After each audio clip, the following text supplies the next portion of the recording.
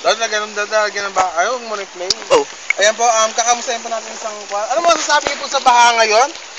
Shit, speechless po siya dahil sa nangyari. Dahil kung kitang-kita nyo naman po, ang tubig ngayon talagang rumaragasa. Dito po sa Barangay Pag-asa, Pinambaran, San Miguel, Bulacan. Ayan.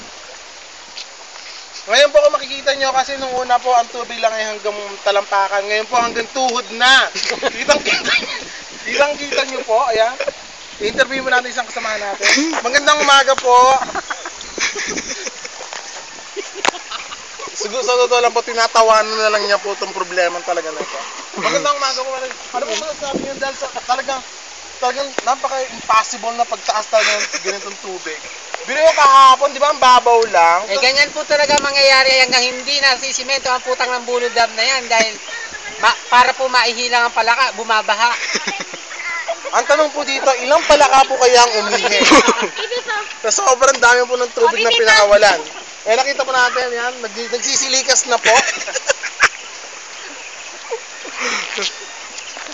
Cut. Okay, dito naman po tayo ngayon sa Barangay Pinambaran. Kakamustahin po natin isang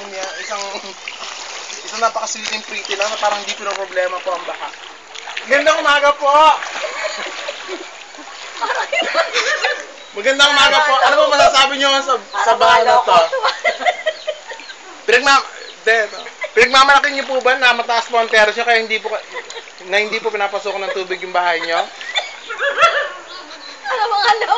Sobrang taas po ng kanyang terrace. Tuwan-tuwa po siya at proud na proud po. Dahil sa bahay po na nandito, sila lang po ang hindi pinasukan.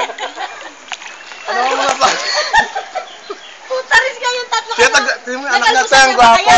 Uy, pakikuha ano.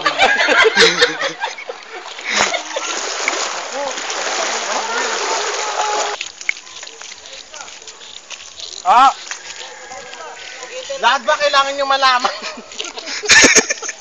Tara. Sa ito. Kamusta po ba kayo dyan? Pakihintay na lang po yung relief goods. May kwan po, dalawang sardinas at dalawang clam.